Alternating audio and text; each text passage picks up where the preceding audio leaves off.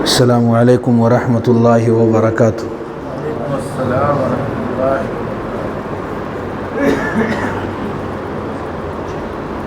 بسم اللہ الحمد للہ والصلاة والسلام علی رسول اللہ وعلی آلہ وصحبہ ومن والاه اما بعد۔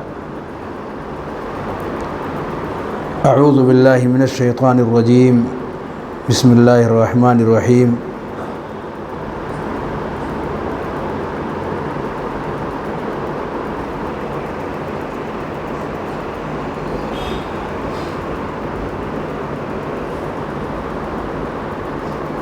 والعصر ان الانسان لفی خسر الا الذین آمنوا وعملوا الصالحات وتواصوا بالحق وتواصوا بالصبر۔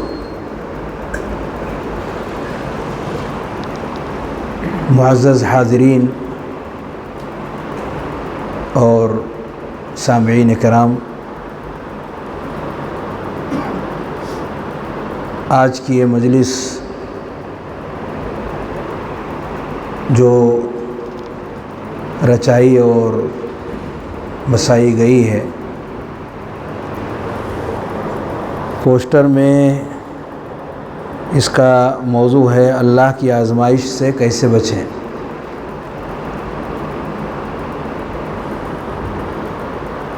اور ذمہ داران سے گفتگو کے بعد یہ پتہ چلا کہ اس موضوع سے مقصود یہ ہے دنیا اور آخرت کی تکلیف سے ہم اپنے آپ کو کیسے بچائیں، دنیا میں بھی ہم مصائب و آلام سے اپنے آپ کو بچا سکیں اور آخرت میں بھی ہمیں مکمل کامیابی حاصل ہو اور عذاب اور تکلیف سے اپنے آپ کو بچا سکیں۔ یہ مقصود ہے اس موضوع اور عنوان سے۔ اگر یہی مقصود ہے تو اس کی روشنی میں متعینہ وقت میں بإذن اللہ چند باتیں گوشے گزار کرنے کی کوشش کروں گا۔ اللہ رب العالمین سے دعا ہے کہ ہم تمام کو ٹھیک طریقے سے سننے اور سمجھنے کے ساتھ ساتھ اس پر عمل کرنے کی توفیق بخشے۔ درس کے آغاز سے پہلے بہتر ہوگا کہ ہم تھوڑا قریب ہو کر کے بیٹھ جائیں۔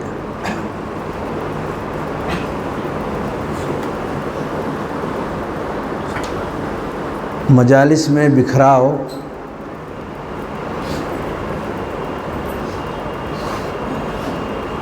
یہ ہمارے دلوں کے اندر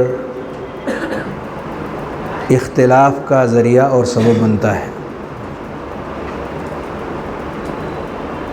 اسی لیے جب نبی کریم صلی اللہ علیہ وآلہ وسلم نماز کے لیے کھڑے ہوتے تو صف بندی کرتے ہوئے آپ فرماتے لا تختلفوا فتختلف قلوبکم، صف سیدھی رکھیں، آگے پیچھے نہ ہوں، ورنہ ہمارے دل بھی ایک دوسرے سے مختلف ہو جائیں گے۔ تو دلوں میں اپنائیت اور محبت بھائیوں کے حوالے سے، اہل ایمان کے حوالے سے اسی قدر بڑھتی ہے جس قدر کی ظاہر میں ہم ایک دوسرے سے دور رہتے یا قریب۔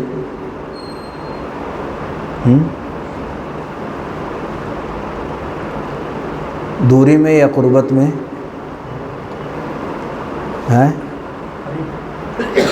ظاہر میں جتنا ایک دوسرے سے قریب رہیں گے، دل بھی ہمارا ایک دوسرے سے اسی قدر قریب ہوگا۔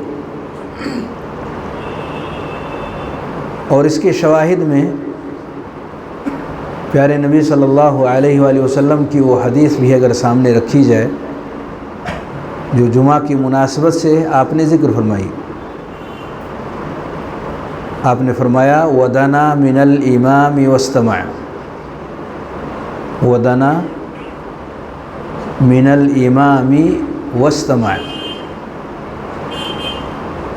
مسجد میں آنے والے جمعہ کے خطبے اور اس کی نماز کی ادائیگی کے لیے کئی ایک صفات نبی کریم صلی اللہ علیہ وسلم نے ان کے ذکر کیے، ان میں سے 2 باتیں اسی روایت کے اندر یہ بھی ذکر کی کہ آنے والا شخص امام سے قریب ہو، آنے والا شخص امام سے قریب ہو کر کے بیٹھے اور غور سے سنے۔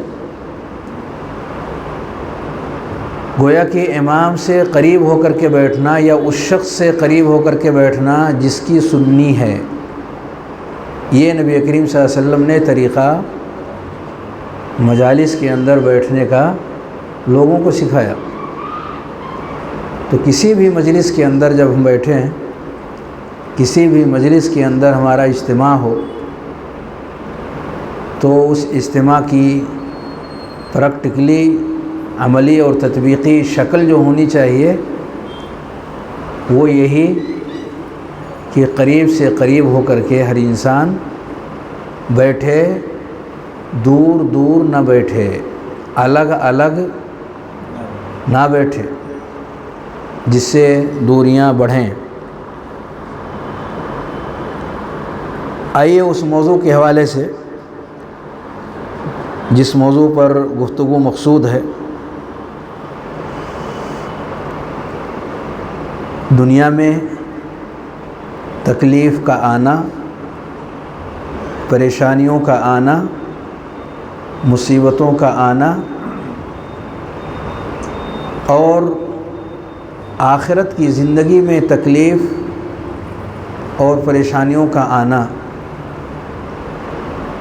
ان دونوں کے پیچھے کوئی ایک وجہ کیا بن سکتی ہے جو دونوں کی تکلیف کا ذریعہ ہو؟ دنیا میں بھی انسان کو تکلیف اور آخرت میں بھی تکلیف، یہاں بھی مشکلات سے گزر رہا ہے، وہاں بھی مشکلات سے گزرے گا۔ کوئی ایسی چیز ہے؟ بارک اللہ فیک، جزاک اللہ خیر۔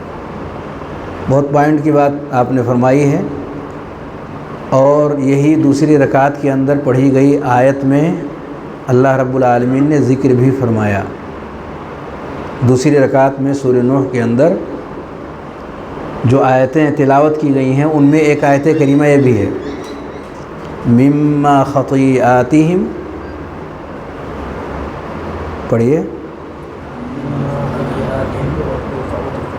مما خطیئاتہم اغرقوا وادخلوا نارا، اغرقوا یہ دنیا میں، مما خطیئاتہم اغرقوا یہ دنیا کے اندر، وادخلوا نارا یہ آخرت کے اندر۔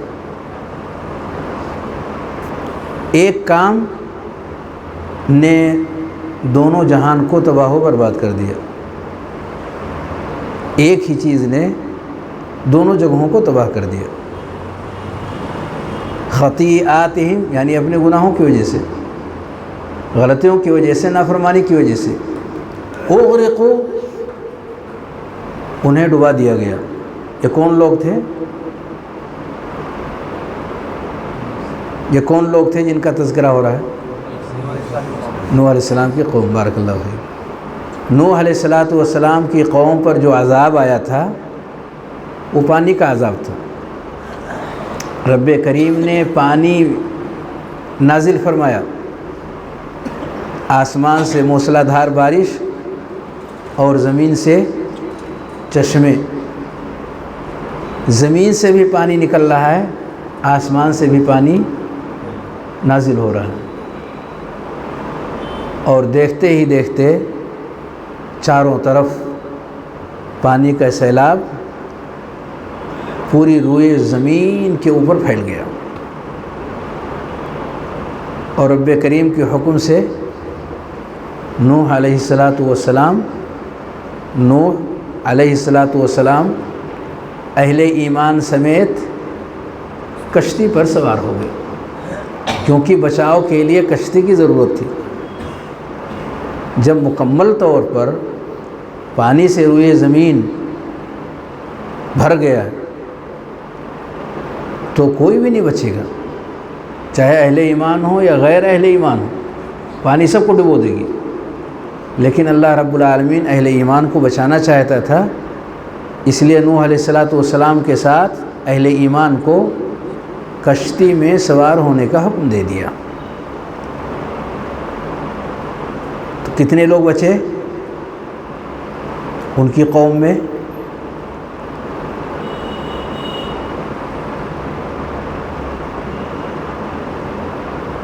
نہیں بچا کوئی؟ بچے کون لوگ بچے؟ کشتی والے کشتی والے لوگ بچ گئے، اور کشتی کے باہر والے ڈوب گئے۔ کشتی میں جو سوار تھے وہ بچ گئے، اور کشتی کے باہر جو تھے وہ ڈوب گئے، اغرقوا، اللہ رب العالمین کے عذاب میں گرفتار ہو گئے، بچ نہیں سکے۔ یہ سبب ہے دنیا میں اور آخرت میں تکلیف کا سبب گناہ، معصیت، نافرمانی، اور اسی آیت کے اندر اس کا حل بھی ہے۔ حل کیا ہے؟ یہ تو عذاب ہو گیا اور عذاب آنے کی وجہ ہو گئی، اور آخرت کے اندر جہنم میں داخل کیے جانے کی بات کہی گئی۔ وہ لوگ جو نافرمانی کا راستہ اپنائے، غلط راستے پر چلے، ان کے لیے معاملہ ہوا۔ لیکن اس میں بچاؤ کی کوئی شکل ہے یا نہیں ہے؟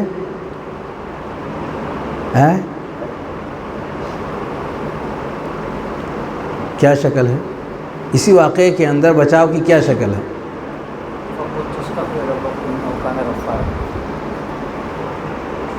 یہ تو نوح علیہ السلام نے پہلے کہا تھا، لیکن مانے نہیں لوگ۔ بچاؤ کی شکل اس واقعے کے ذریعے سے ہمیں کیا مل رہا ہے؟ کون سی ایسی شکل ہے اس واقعے کے اندر کہ جس سے ہمیں پتہ چلتا ہے کہ یہ بچاؤ کا راستہ ہے؟ تھوڑا زور دیجئے ذہن پہ،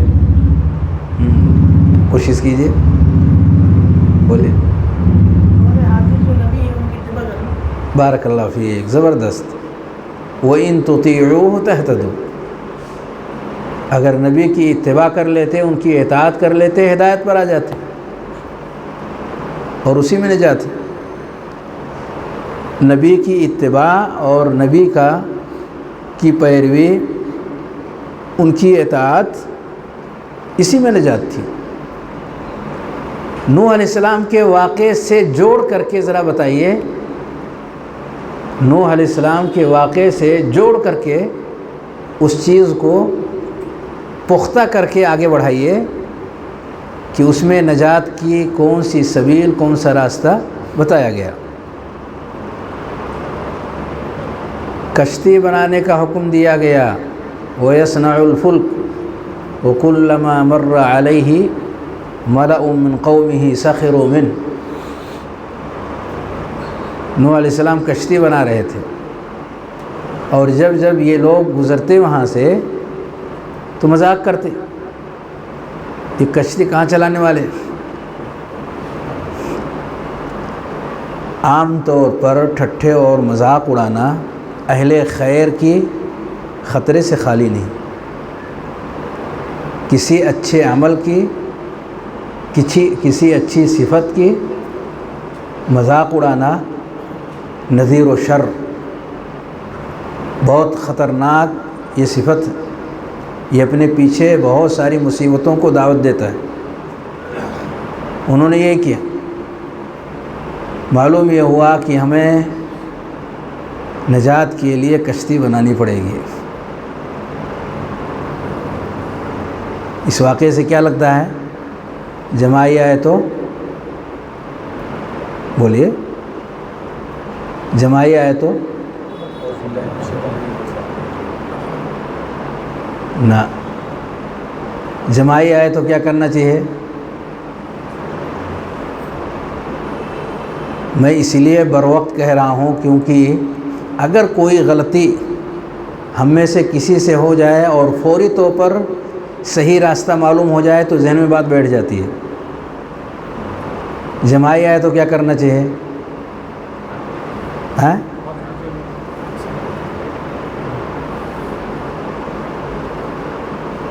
ہاتھ الٹا کر کے رکھ رہے ہیں، سیدھا نہیں رکھ سکتے؟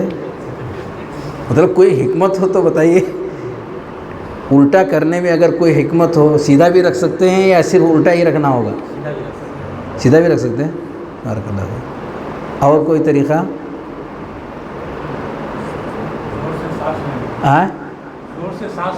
زور سے سانس لیں، استغفر اللہ بولنا چاہیے۔ دیکھیے احادیث کی روشنی میں اس کا طریقہ جو ہے فَلْيَكْظِمْ،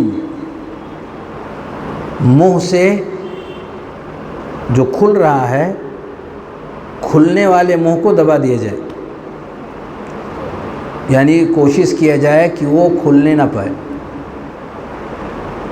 فَلْيَكْظِمْ، اسے دبائے، یہ پہلا مرحلہ ہے۔ یعنی کوشش کیا ہو، کیونکہ یہ سستی اور کاہلی کی علامت ہے نا، تو اپنے اندر کچھ چستی اور نشاط کی چیز ایسی لائیں کہ وہ دب جائے، کوشش کریں اس کو دبانے کی۔ منہ ہی کے اندر اللہ نے اتنا پاور دیا ہے کہ آپ دبانا چاہیں گے تو کوشش کر کے آپ، ایک بار نہیں ہوا، دو بار نہیں ہوا، لیکن کوشش کرتے رہیں گے، ایک وقت آئے گا کہ آپ اس کو دبا دیں گے۔ وہ خیر نہیں ہے کہ اس کو چھوڑ دیجیے، آ رہا ہے جانے دیں، یہ کوئی خیر کی چیز نہیں ہے، اس کو دبائیں۔ پہلا مرحلہ یہ ہے۔ دوسرا مرحلہ کیا ہے؟ اس میں ہاتھ سے روکیں۔ اس میں پڑھنے والی جو باتیں ہیں، کئی بھائیوں نے کئی دعائیں بتائی ہیں، میں ان دعاؤں کا تذکرہ نہیں کرنا چاہتا۔ اس میں دعائیں نہیں ہیں، چھینک پہ دعا ہے، وہ رحمت ہے اللہ رب العالمین کی طرف سے، اس پہ دعا ہے، جماعی نہیں۔ التثاؤب من الشیطان، جماعی کس کی طرف سے ہے؟ اس میں دعا نہیں ہے، اس میں دفاع ہے۔ شیطان کی طرف سے ایک چیز آ رہی ہے، وہ اچھی چیز نہیں ہے، دفاع کر دو، اس کی طرف سے آئی ہے، اسی کی طرف دفاع کر دو۔ تو اگر اندر اتنا پاور نہیں ہے کہ اس کو دفاع کر سکتے ہیں تو ہاتھ کو اس کا سہارا بنا دیجیے، وہ دفاع کر دے گا۔ یہ ہماری کوشش ہونی چاہیے۔ باقی جو چیزیں پڑھنے والی آپ لوگوں نے بتائی ہیں یا اور دوسرے طریقے بتائے ہیں، وہ اس موضوع سے متعلق نہیں ہے۔ میں نے مناسبت سے جماعی کا تذکرہ کر دیا ہے تاکہ جن کی جانکاری میں نہ ہو وہ اسے سیکھ لے اور آئندہ کی زندگی کے اندر اسے اپنا سکے۔ تو کشتی بنانے کی ضرورت ہے۔ کشتی بنائیں گے تو اس پر سوار ہو کر کے بچ سکیں گے، کشتی نہیں بنائیں گے تو کس پر سوار ہوں گے؟ کس چیز کی سواری کریں گے؟ تو ڈوب جائیں گے۔ تو کل سے کشتی بنانا شروع کر دیجئے۔ کشتی بنانے سے مراد کیا ہے؟ اہل علم نے، ہمارے اسلاف نے ذکر کیا، السنۃ سفینۃ نوح، السنۃ سفینۃ نوح، من رکبها نجا ومن تخلف عنها غرق۔ سنت یعنی پیارے نبی صلی اللہ علیہ وسلم کا لایا ہوا طریقہ، سنت یہ نوح علیہ السلام کی کشتی ہے، سنت یہ نوح علیہ السلام کی کشتی ہے، جس نے اس کی سواری کر لیا وہ نجات پا گیا، اور جو اس کی سواری کرنے سے رہا وہ ڈوب جائے گا۔ تو اس واقعے کے اندر جو ہم نے اس صورت کے حوالے سے سنا تھا، اس میں مشکل کا بھی ذکر ہے اور مشکل سے حل کا بھی ذکر ہے، اور بڑے ہی سادہ اور آسان شکل میں جو اہل علم نے ذکر کی ہیں۔ آئیے ذرا دیکھیں کہ دنیا میں جو پریشانیاں اور جو تکلیفیں آتی ہیں انسانوں کو، وہ کن کن راستوں سے آتی ہے؟ تکلیف اور پریشانی کن کن راستوں سے انسانوں تک پہنچتی ہے؟ کبھی غور کیا آپ نے اس پر؟ ہاں، کتنے راستوں سے تکلیفیں اور پریشانیاں انسانوں کے بیچ میں پہنچتی ہیں؟ نمبر 1، چلیے بولیے، کچھ تو بولیے۔ ہاں ہاں، مال، اولاد، بیماری،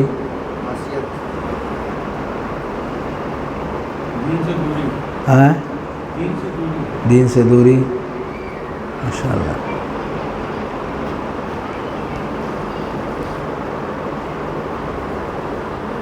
دنیا میں انسان کو جو تکلیف آتی ہے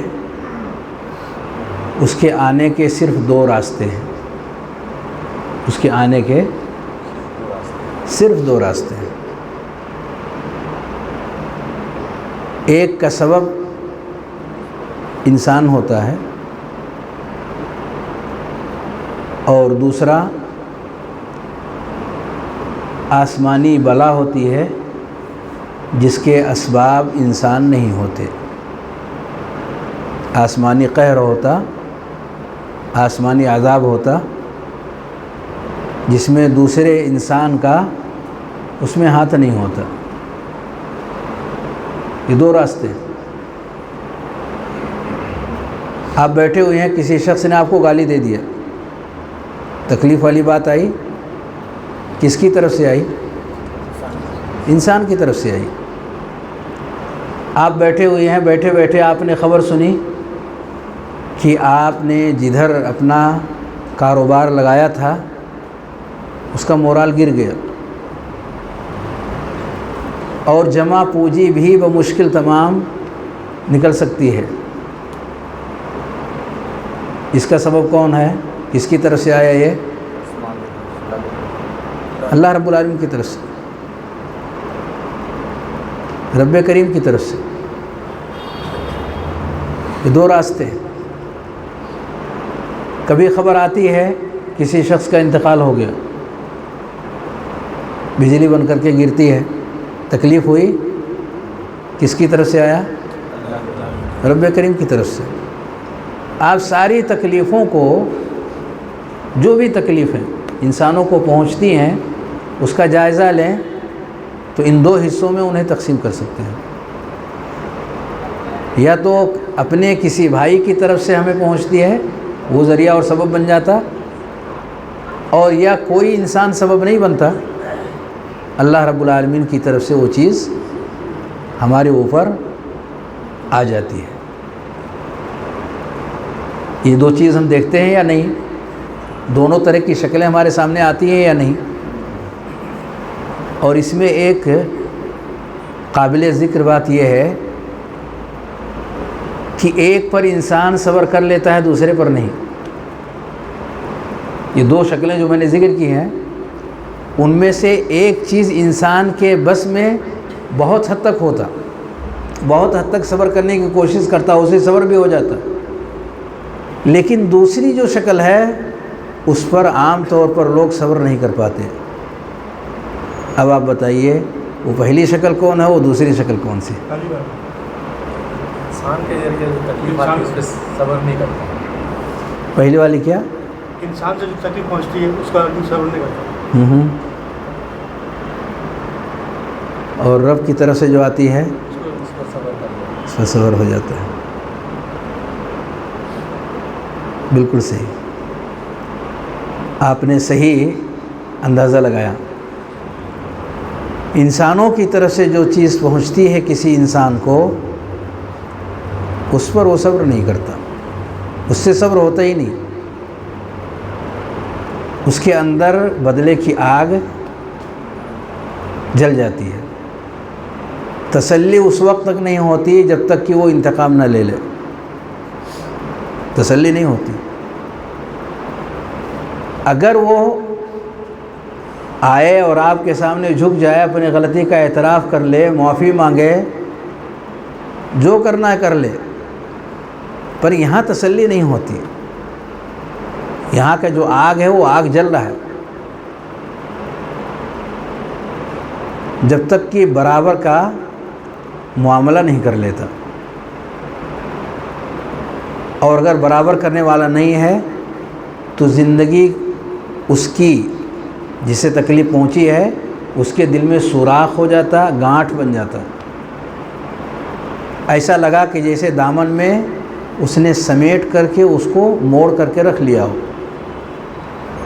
کبھی معاف نہیں کروں گا ایسا بولتا ہے، کبھی نہیں بھلا سکوں گا یہ زخم۔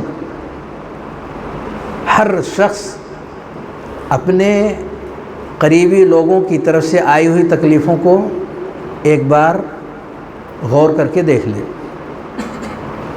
ہر شخص تکلیف زدہ ہے، ہر ایک کو تکلیفیں اور پریشانیاں آئی ہیں، دور کے افراد کی طرف سے بھی، قریب کے افراد کی طرف سے بھی۔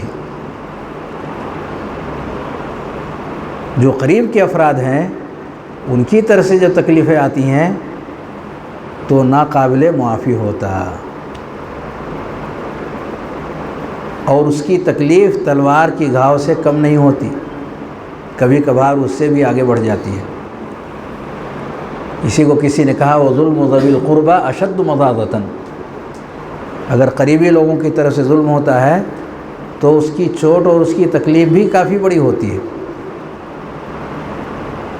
تو کیا یہ سسٹم جو ہمارا بنا ہوا ہے یہ صحیح ہے؟ چلنا چاہیے ایسے؟ صحیح تو نہیں ہے۔ نہیں صحیح ہے؟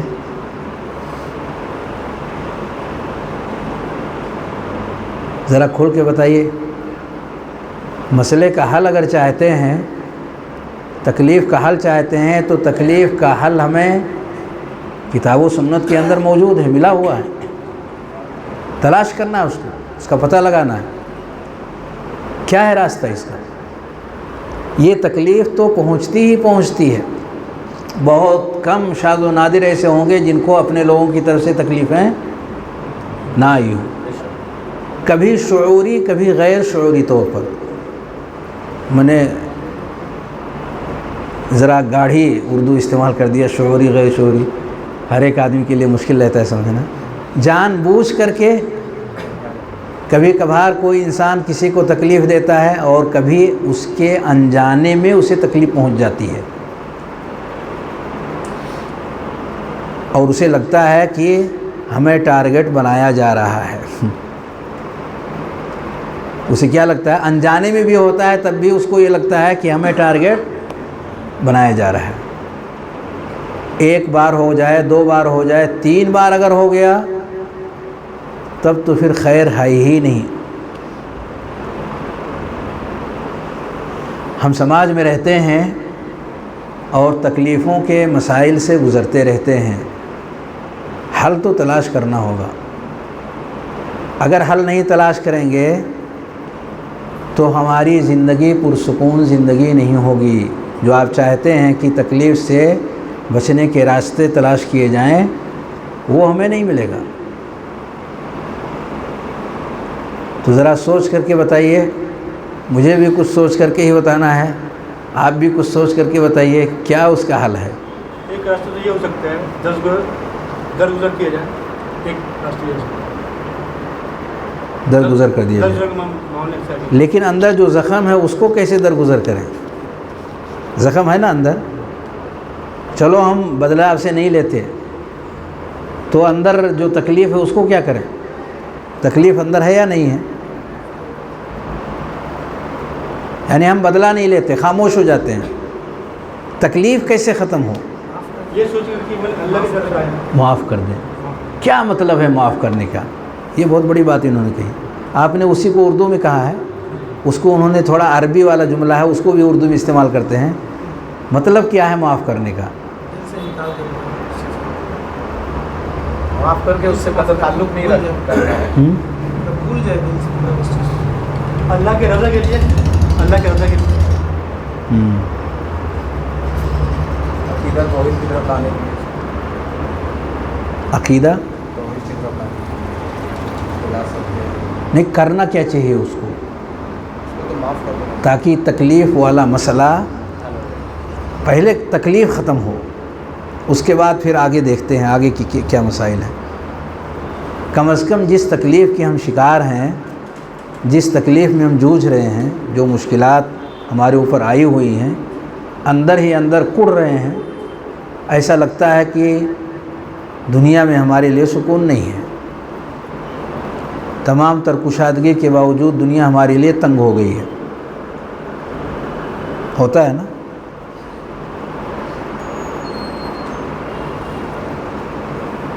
کیا کرنا؟ انہوں نے کہا معاف کر دیں.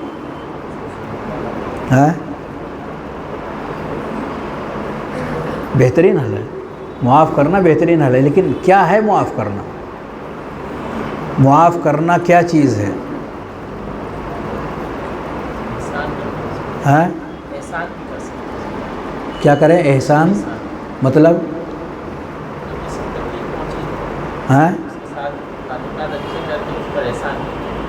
معاف نہ کریں، معاف کرنے کے آگے اندر کے اس کو مٹانے کے لیے اس کے ساتھ ہم خیر کا معاملہ کریں. احسان یعنی اس کے ساتھ ہم خیر کا معاملہ کریں.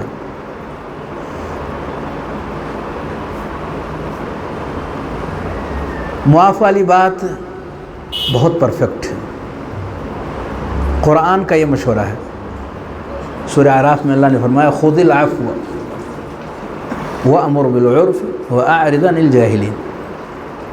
اللہ نے کہا خذ العفو، معاف کرو، معاف کر دو. کیا معنی ہے معاف کرنے کا؟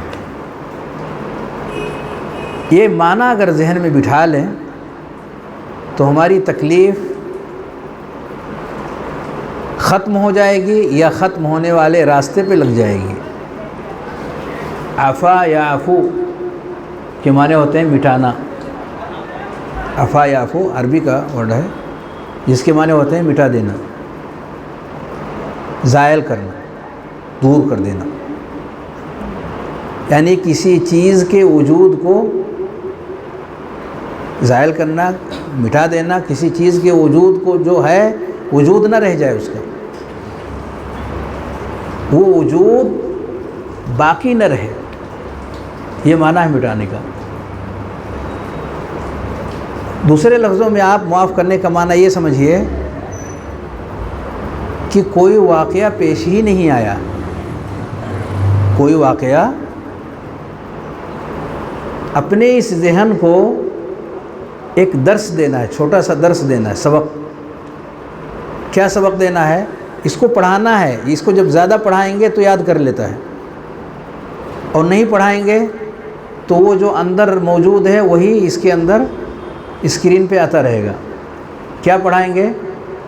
یہ پڑھائیں کہ ہمارے اور ان کے بیچ کوئی بھی معاملہ نہیں، کوئی تکلیف نہیں، کوئی پریشانی نہیں. یہ درس اس کو دیں، یہ درس اس کو دیں. زبان سے آہستہ آہستہ بولیں کہ دل سنیں اس کو، وہ دل کیچ کر لے گا. پہلے والے کی جگہ پر اس کو جگہ دے دے گا تو پہلا والا چلا جائے گا، اس کی جگہ یہ لے لے گا. اس کو کیا درس دیں؟ ہمارے اور ان کے بیچ میں کچھ ہوا ہی نہیں، کچھ معاملہ باقی نہیں، کسی بھی طرح کی کوئی رنجش نہیں، کوئی تکلیف والی چیز نہیں. اب درس دیں اس کو. آہستہ آہستہ بولتے رہیں. زبان سے بولیں، صرف دل میں سوچ کر کے نہیں چلے گا. زبان سے آہستہ آہستہ ایسے بولیں کہ دل کیچ کرے. کیونکہ ایمان جب تک زبان سے اقرار نہیں کرتے، جماعی آئے تو ایمان جب تک زبان سے ادا نہیں کرتے تو کیا ہوتا؟ اس کا اعتبار ہوتا نہیں ہوتا. ابو طالب نے اقرار کر لیا ہوتا، مسئلہ حل تھا. زبان سے نہیں اقرار کیا، دل میں وہ مانتے تھے کہ سب سے سچا اور اچھا دین ہے. لیکن کوئی فائدہ نہیں ہوا۔ تو دل میں مان لینے سے مسئلہ حل نہیں ہوگا، دل میں ماننے کے ساتھ اس کو زبان تک پہنچائیے، زبان تک کا سفر وہ کرے، زبان پر جاری ہو جائے۔ کوئی بھی اچھی چیز جو آپ کا دل مان لے اس کو کہاں تک کا سفر کروائیں؟ زبان تک کا۔ یہ سفر کرنے میں جو شخص کامیاب ہو جائے گا وہ انمٹ نقوش کی طرح سے جم جائے گا، باقی رہ جائے گا۔ تو یہ چیز اس کو سناتے رہیں یہاں تک کہ پہلا درس مٹ جائے، پہلا درس جو اس نے محفوظ کیا ہے وہ کمزور پڑ جائے اور اس کی جگہ یہ لے لے، تو پھر اس کے اثرات آپ کے دل کے اوپر باقی نہیں رہیں گے۔ یہ معنی ہے مٹانے کا، یہ معنی ہے مٹانے کا۔ دو باتیں اس کے اندر اور کرنی ہیں۔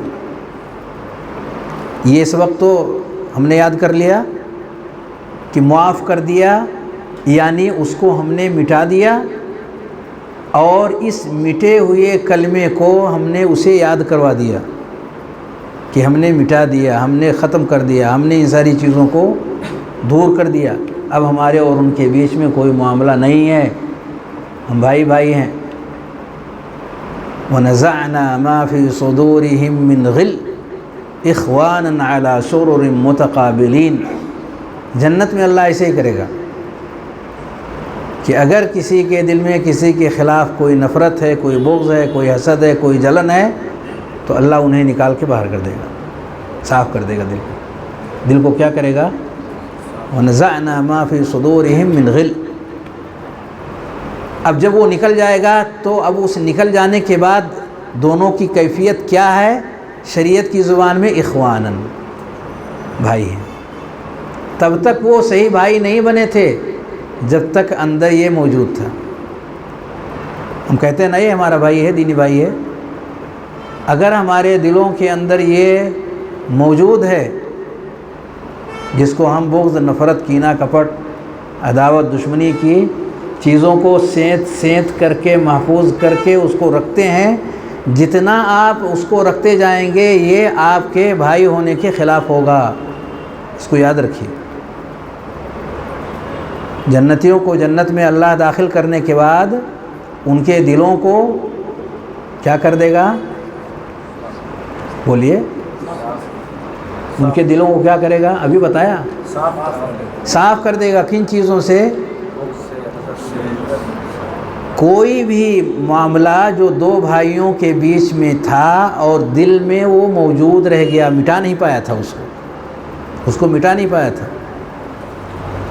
رب کریم جنت میں کوئی کسر رہ جائے، کوئی کمی رہ جائے، ایسی چیز نہیں ہو سکتی۔ اللہ اس کو نکال کر صاف کر دے گا، اور جب وہ چیز نکل جائے گی تب ان کو کہا جائے گا یہ دونوں بھائی ہیں، اخواناً۔ نکالنے کے بعد آج بھی اگر ہم چاہتے ہیں ہمارا بھائی،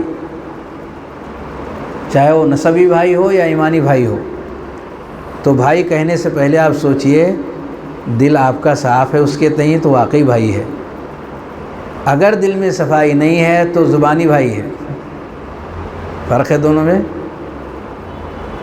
زبانی بھائی ہے اور حقیقی بھائی میں بہت بڑا فرق ہے۔ دو باتوں کا اور خیال کرنا ہوگا تب جا کر کے یہ مسئلہ کلیئر ہوگا۔ ایک بات کا آپ نے خیال کیا جو ابھی ذکر کیا گیا، ابھی میں پوچھوں گا، دو اور باتوں کا خیال کرنا ہے۔ پہلی بات کیا ہے؟ پہلی بات بتائیے۔ ہاں، دو اور باتوں کا خیال کرنا ہے، وہ کیا ہے دونوں باتیں؟ بتائیے کیا ہے دونوں باتیں؟ کچھ تو بولیے، آپ بولیے۔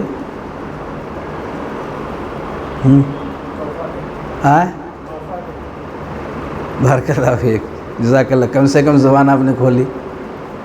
یہ زبان کھولنے کی ضرورت ہے، جتنا زیادہ کھولیں گے ایمان اس راستے سے بھرتا چلا جائے گا۔ زبان بہت عظیم الشان چیز ہے۔ زبان کو کھلی رکھیے، خیر کے مقامات جب آئیں تو اس کو بند مت رکھیے، وہ بہت بڑا راستہ ہے، وہ یاد کروا دیتا ہے۔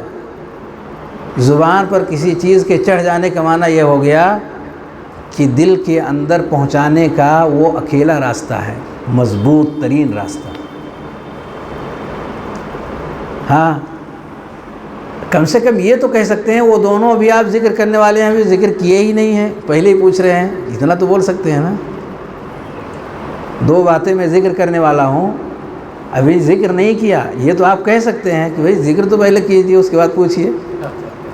پہلی بات، آپ اس تکلیف کو آئندہ کی زندگی میں معاف کر دینے کے بعد آئندہ کی زندگی میں دوبارہ اس تکلیف کو زبان پر نہیں لائیں گے۔ پہلی چیز کیا ہے؟ دوبارہ اس تکلیف کی شکایت نہیں کریں گے اور اپنے زبان پہ لائیں گے۔ شکایت بہت بھاری چیز ہو گئی، میں نے مختصر سی بات کہی ہے۔ دوبارہ اس کا آدمی ویسی ہی کہتے ہیں کہ مناسبت سے بات نکل گئی، بات چل رہی تھی تو یاد آ گیا، ہم نے اس کو یوں ذکر کر دیا۔ شکایت نہیں مقصود تھا، لیکن مناسبت سے چیزیں یاد آ جاتی ہیں، پچھلی گزری ہوئی چیزیں یاد آ جاتی ہیں۔ اب دکھ نہیں رہا، دکھ کو ہم نے مٹا دیا ہے، لیکن تذکرہ اس کا آ گیا ہے۔ ابھی جو دو چیزیں مطلوب ہیں ان میں سے ایک یہ ہے کہ اس کا تذکرہ نہ آئے۔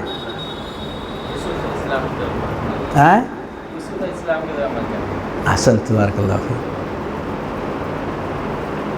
لوگوں نے کہا تھا ان یسرق فقد سرق اخ له من قبل، اگر بنیامین نے چوری کیا ہے تو کون سی بڑی بات ہے، ان کے بڑے بھائی جو تھے ان سے پہلے وہ چوری کر چکے تھے۔ فَأَسَرَّهَا يُوسُفُ فِي نَفْسِهِ وَلَمْ يُبْدِهَا لَهُ، یوسف علیہ السلام نے سننے کے بعد دل ہی کے اندر اس کو دفن کر دیا، اس کا تذکرہ آپ نے نہیں کیا۔ وَلَمْ يُبْدِهَا لَهُ، تو پہلی چیز جو میں ذکر کرنا چاہ رہا تھا وہ پہلی چیز یہ ہے کہ آپ اس کا تذکرہ کبھی بھی نہیں کریں گے، کسی بھی مناسبت سے نہیں کریں گے۔ اگر آپ واقعی معاف کرنے کے پروگرام میں ہیں اور چاہتے ہیں کہ وہ مٹ جائے، تو تبھی وہ مٹے گا، تبھی وہ زخم ختم ہوگا جب زبان پر آگے اس کا تذکرہ کریں گے۔ تذکرہ اگر معافی کا پروگرام آپ ذہن کے اندر بٹھانا چاہتے ہیں تو معافی کا مطلب سمجھ لیجئے کہ آگے کی زندگی میں زبان پر وہ چیز نہیں آئے گی، ٹھیک ہے؟ نمبر 2، دوسرا کیا ہو سکتا ہے؟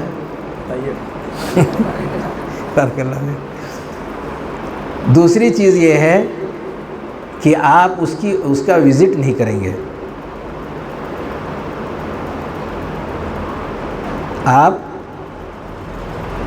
اس کا رشتہ داروں کا وزٹ کیجئے، دوست احباب کا وزٹ کیجئے، خیر کے کام کا وزٹ کیجئے۔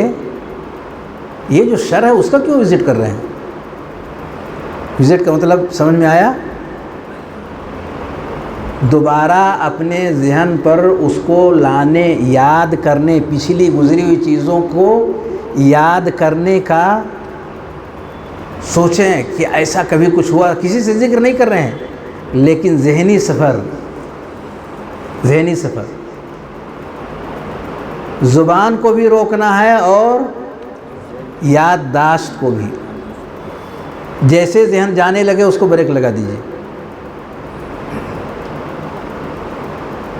جیسے ذہن اس طرف جانے لگے وہ بہت تیزی کے ساتھ بھاگتا ہے، لیکن آپ اسی تیزی سے روک دیجیے۔ آپ کے اندر صلاحیت ہے یہ سب کرنے کی، ایسا پیارے نبی صلی اللہ علیہ وسلم نے کیا ہے۔ یہ جو چیزیں ہیں یہ نبی کریم صلی اللہ علیہ وسلم کی سیرت ہی سے ماخوذ ہیں۔ تو اگر آئندہ کی زندگی میں آپ نے اس کے وزٹ کے سلسلے کو بند کر دیا تو ہمیشہ ہمیشہ کے لیے مٹ جائے گا۔ مٹے گا کہ نہیں مٹے گا؟ آپ کے ذہن میں جو چیز آئے گی نہیں، زبان پر اس کا تذکرہ نہیں ہوگا، تو وہ زندہ کیسے رہے گا؟ انہی دونوں راستوں سے زندگی ملتی ہے، انہی دونوں راستوں سے۔ وسوسہ پہلے پیدا ہوتا ہے، کھٹک پیدا ہوتی ہے، پھر وہ منتقل ہو کر کے زبان پہ آ جاتا ہے۔ آپ نے دونوں ہی راستے پر بریک لگا دیا۔ آپ نہ تو اس کا وزٹ کر رہے ہیں، اس کو جانے دے رہے ہیں، ادھر جانے ہی نہیں دے رہے ہیں، اور نمبر 2 زبان کو بھی کنٹرول میں کیے ہوئے ہیں۔ یہ تینوں چیزوں کا آپ خیال کریں گے، زخم بإذن اللہ جو انسانوں کی طرف سے آیا ہوا زخم ہے، وہ ایک ایک کر کے سارا زخم ختم ہو جائے گا۔ اور ان تینوں کو اپنے دائرے میں لیے ہوئے ہے رب کریم کا یہ کلام، خذ العفو، معاف کر دو، معاف کر دو، اور آپ نے معاف کر دیا۔ رب نے سکھایا معاف کر دو، دوسرے کو فائدہ کم، آپ کا فائدہ زیادہ ہو رہا ہے۔ کیا آپ کا فائدہ ہوا؟ کیا فائدہ ہوا؟ نہیں، آپ بتائیے۔ اگر آپ معاف کر دیں گے تو کیا فائدہ ہوگا؟ کوئی ایک فائدہ ہے؟ اللہ ہمیں معاف کر دے گا۔ ہاں، کیسے سکون مل جائے گا؟ کوئی راستہ بتائیے کہ جس سے سکون پہنچ گیا ہو دل تک۔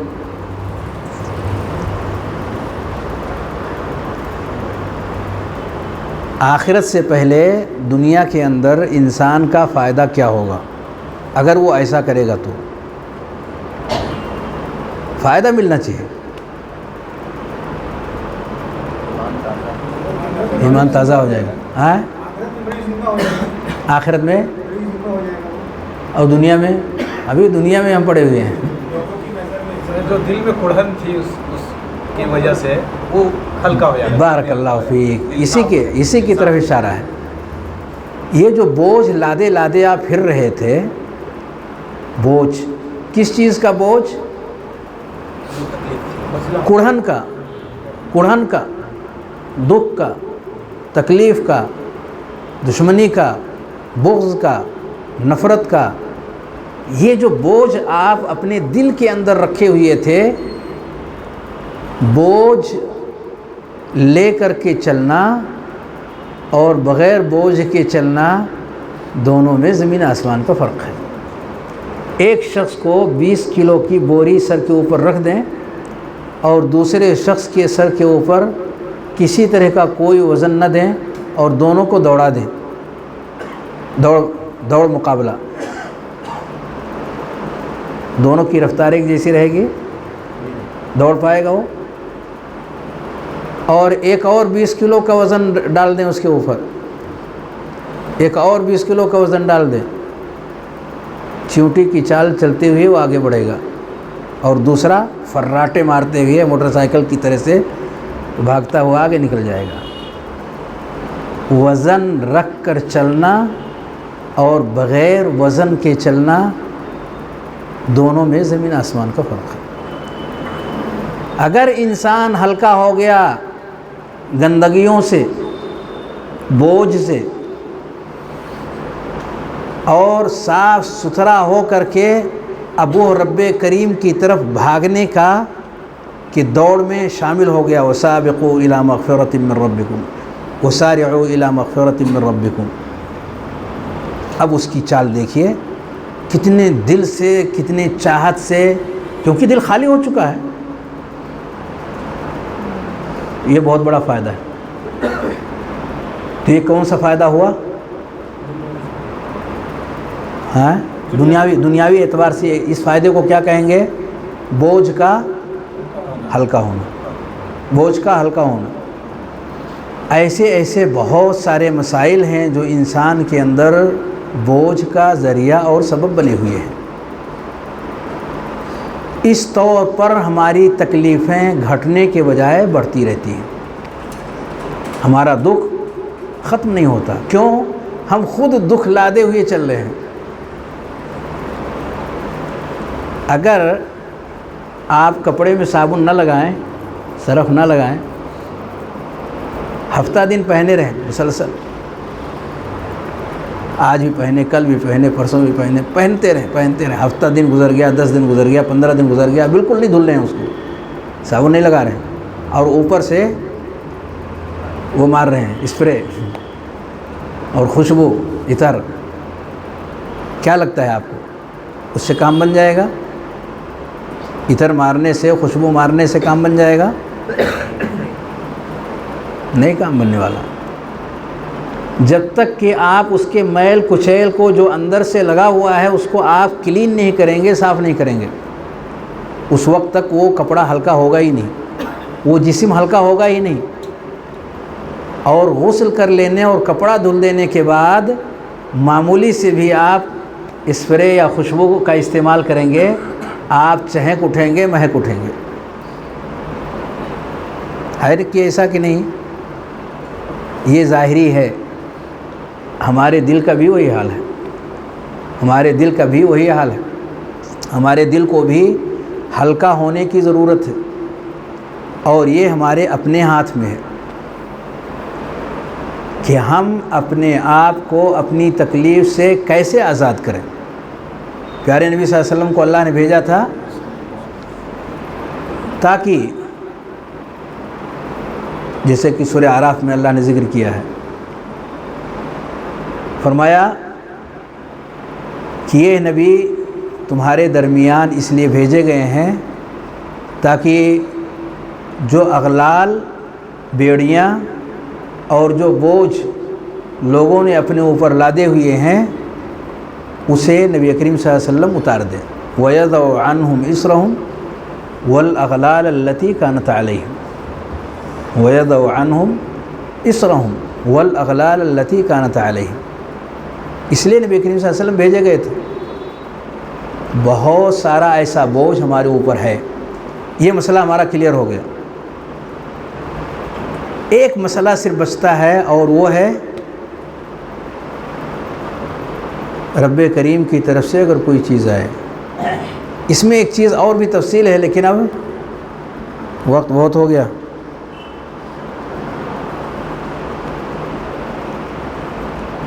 قرآن مجید میں اللہ رب العالمین نے نبی کریم صلی اللہ علیہ وسلم کے اوپر آئی ہوئی تکلیف کا تذکرہ جگہ جگہ کیا ہے. ایک جگہ فرمایا وَلَقَدْ نَعْلَمُ أَنَّكَ يَضِيقُ صَدْرُكَ بِمَا يَقُولُونَ. وَلَقَدْ نَعْلَمُ، اللہ نے خود کہا، ہمیں معلوم ہے کہ آپ کا سینہ دکھی ہے اور اس دکھ کی وجہ سے تنگ ہو گیا ہے سینہ. انک یضیق صدرک، لیکن یہ دکھ آیا کہاں سے ہے؟ بما یقولون، اللہ نے خود ذکر کیا ہے، لوگوں کی باتوں کی وجہ سے. لوگ نبی صلی اللہ علیہ وسلم کو ساحر کہتے تھے، کذاب کہتے تھے، مجنون کہتے تھے، شاعر بہت ساری چیزیں کہتے تھے. اس کے علاوہ بہت ساری دکھ والی باتیں نبی کریم صلی اللہ علیہ وسلم کی طرف آئے دن کچھ نہ کچھ چیزیں ان کے پروگرام کا حصہ رہتی تھی. تکلیف کے یہ راستے لوگوں کی طرف سے، ان کی زبان سے نبی کریم صلی اللہ علیہ وسلم کے کانوں تک پہنچتے تھے، اور سن سن کر کے آپ کا سینہ تنگ ہو جاتا تھا. سن سن کر کے نبی کریم صلی اللہ علیہ وسلم کا سینہ تنگ ہو جاتا. اگر وہ تنگ نہ ہوتا تو رب کریم کیوں ذکر کرتا؟ اگر اتنے زیادہ دکھی نبی کریم صلی اللہ علیہ وسلم لوگوں کے ان باتوں میں آ کر کے نہ ہوتے تو کیوں رب کریم ذکر کرتا؟ اگر پیارے نبی صلی اللہ علیہ وسلم اتنے دکھی ہو سکتے ہیں اور لوگوں کی الٹی سیدھی باتیں جو آپ کے تئیں بے بنیاد باتیں، غلط باتیں اگر آپ کے تئیں آ رہی ہیں اور اس سے آپ کو اتنا بڑا دکھ ہو رہا ہے، تو بقیہ لوگوں میں دکھ کیوں نہیں ہوگا؟ بقیہ لوگ دکھی کیوں نہیں ہوں گے؟ بقیہ لوگ بھی دکھی ہوں گے. انسان ہونے کے ناطے سے ہر انسان دکھی ہوگا. اللہ رب العالمین نے دکھ کو دور کرنے کا راستہ پیارے نبی صلی اللہ علیہ وسلم کو سکھایا، لوگوں کی طرف سے آئے گی. کیا سکھایا؟ یہی چیز سیکھ لیتے ہیں تو یہ مسئلہ حل ہو جائے گا انشاءاللہ. کیا سکھایا اللہ رب العالمین نے؟ فسبح بحمد ربک، فسبح بحمد ربک وکن من الساجدین. فسبح بحمد ربک وکن من الساجدین. اپنے رب کی تسبیح بھی بیان کریں اور اس کا حمد بھی بیان کریں۔ آپ کہیں اے اللہ تیرا شکر، تکلیف آ رہی ہو تو کیا کہیں گے؟ اے اللہ تو ہی لائق تعریف ہے، تیری ذات پاک ہے، سبحان اللہ، الحمدللہ، اللہم لک الحمد، اللہم لک الشکر، اللہم لک الحمد کلہ ولک الشکر کلہ والیک یرجع الامر کلہ علانیتہ وسرہ۔ ایسا کہیں۔ زبان پر رب کریم کا نام جتنا آئے گا، اس کا ذکر جتنا ہوگا، یہ زبان جتنا چلتی رہے گی، کثرت کے ساتھ چلتی رہے چلتی رہے چلتی رہے چلتی رہے چلتی رہے۔ یا ایھا الذین آمنوا اذکروا اللہ ذکرا کثیرا وسبحوہ بکرۃ واصیلا، خوب اللہ کا ذکر کرتے رہیں، خوب ذکر کرتے رہیں، اور کثرت سے اس کی تسبیح اور اس کی پاکی بیان کرتے رہیں۔ کثرت سے کیا ہوگا؟ آپ کے ذہن و دماغ کے اندر وہی رچ بس جائے گا اور دوسری چیز کمزور پڑ جائے گی۔ جو دوسری چیز آئی ہوئی ہے وہ بھی ہمارے اندر ہے اور یہ بھی ہمارے اندر آئے گا۔ جو غالب ہوگا حکومت اسی کی ہو جائے گی۔ جس کا غلبہ ہوگا حکم اسی کا چلے گا۔ ابھی ہمارے اوپر ہے کہ غلبہ کس کا ہونا چاہیے۔ تکلیف والی چیزوں کا غلبہ ہونا چاہیے، ادھر سے بول رہا ادھر سے بول رہا، ادھر سے تکلیف، یہ تکلیف، وہ تکلیف، وہ تکلیف، وہ تکلیف، سن کر کے کان پک گیا، سینہ بھر گیا، ایسا ہم بولتے ہیں۔ تو اب کیا کرنا ہے؟ اب ایک اور چیز، کان سے سننا بھی ہے، زبان سے بولنا بھی ہے، تاکہ سینہ جو گندگی کے آنے کی وجہ سے پریشان حال ہے، اس کے اندر اس کو ڈالتے جائیں، اس کو ڈالتے جائیں۔ گلاس میں پانی بھرا ہو، دوسرا پانی ڈالیں، وہ گر جائے گا۔ گندگی رہے گی، پانی کی کثرت کے ساتھ وہ بہہ جائے گا۔ اس لیے ہمیں کہا گیا کہ زیادہ سے زیادہ رب کریم کا ذکر، فسبح بحمد ربک وکن من الساجدین۔ یعنی ہمارے اندر جب یہ چیزیں، کہتے ہیں لوگ اگر کسی کو پیچھے کرنا ہو اس کو چھیڑے بغیر، کسی کو پیچھے کرنا ہو اس کو چھیڑے بغیر کیا کریں؟ اس سے بڑا کام کر دیں، پیچھے ہو جائے گا۔ وہ جتنا کر رہا ہے اس سے بڑھ کے کام کر دیں، پیچھے ہو گیا کہ نہیں؟ پیچھے ہوا، پکڑا آپ نے اس کو، رکو رکو رکو رکو، مجھے آپ سے آگے بڑھنا ہے۔ آپ کو کسی کو چھیڑے بغیر اس کے آگے جانا، کیسے جائیں گے آگے؟ اس کو پیچھے کرنا، اس کو چھوٹا کر دینا ہے، اس کو روکے اور اس کو مٹائے بغیر کیسے مٹائیں گے، کیسے چھوٹا کریں گے؟ مکاتب کے اندر، مدرسوں کے اندر، اسکولوں کے اندر ایسے لکھ کر کے سمجھاتے ہیں، ایک لکھ دیجئے اور اس کے بازو میں ایک کی گنتی، ایک اس کے بغل میں ایک لمبی سی لکھ دیجئے۔ وہ چھوٹا ہو گیا کہ نہیں؟ پہلا والا وہی کام یہاں بھی ہے، سیم وہی، اس کو آپ نے نہیں چھیڑا، اس کو آپ نے کچھ نہیں کیا، لیکن اس کے پاس میں آپ نے اس کا اپوزٹ، جو بیماری کے موقع پر ڈاکٹر لوگ دیتے ہیں، اینٹی بائیوٹک جو دیتے ہیں، وہ والا نسخہ یہاں آپ استعمال کریں، لائیے، اور بہت تگڑی والی اور بہت مضبوط والی لائیے کہ وہ کمزور پڑ جائے۔ یہ ایک ایسا نسخہ رب کریم نے دیا ہوا ہے کہ جس نسخے کو پا لینے کے بعد نہ صرف یہ کہ وہ تکلیف کا اثر ختم ہو جائے گا، بلکہ وہ دل جو تکلیف کی وجہ سے کراہ رہا تھا، خوشی کی وجہ سے وہ اچھلنے لگے گا۔ ایسا نسخہ رب کریم نے دیا ہے۔ کیا فرمایا؟ قم اللیل الا قلیلا، نسخہ بتایا، قم اللیل الا قلیلا نصفہ او انقص منہ قلیلا او زد علیہ ورتل القرآن ترتیلا۔ کہا آپ رات کا اکثر حصہ قیام میں گزاریے، عبادت ہی تو ہے یہ، رات کا اکثر حصہ قیام میں گزاریے، آدھی رات یا آدھی رات سے زیادہ یا کچھ کم آپ رب کریم کے سامنے کھڑے ہو کر کے عبادت اور بندگی کیجیے۔ پیارے نبی صلی اللہ علیہ وسلم نے اس پر عمل کیا۔ حضرت عائشہ صدیقہ رضی اللہ تعالیٰ عنہ آپ کے پیر میں سوجن دیکھ کر کے وہ کہتی تھیں اللہ نے آپ کے اگلے پچھلے گناہوں کو معاف کر دیا، پھر یہ کیا؟ تو آپ کہتے تھے افلا اکونو عبدن شکورا، کیا میں رب کا شکر گزار بندہ نہ بنوں؟ بھائیو وقت بہت ہو گیا، دوسرا والا مسئلہ رہ گیا جو رب کریم کی طرف سے آ رہا ہے، اسی پر اکتفا کرتا ہوں، کیونکہ کم سے کم ایک مسئلہ میں نے کہا کہ کچھ اختصار سے کچھ باتیں اس کی لے لی جائیں، اس میں ابھی اور بھی کچھ بنیادی چیزیں ہیں لیکن اس کی تشریح میں تھوڑا اور وقت جائے گا، اسی پر اکتفا کر لینا تاکہ کم سے کم اتنا یاد رکھ سکیں جو باتیں آپ تک ابھی پہنچائی گئی ہیں۔ اللہ رب العالمین سے دعا ہے کہ ہم تمام کو صاف ستھری زندگی گزارنے کی توفیق عنایت فرما۔ جب تک ہم دنیا میں رہیں اللہ رب العالمین عزت کے ساتھ، امن و امان کے ساتھ، سعادت کے ساتھ، پاکیزگی کے ساتھ یہ زندگی صاف ستھری زندگی ہمیں عطا فرما، اور جب دنیا سے اٹھا توحید پر، سنت پر، نبی کریم صلی اللہ علیہ وسلم کے طریقے پر ہمارا خاتمہ ہو۔ وآخر دعوانا الحمدللہ رب العالمین، صلی اللہ وسلم علی نبینا محمد وعلی آلہ وصحبہ اجمعین، والسلام علیکم ورحمۃ اللہ وبرکاتہ۔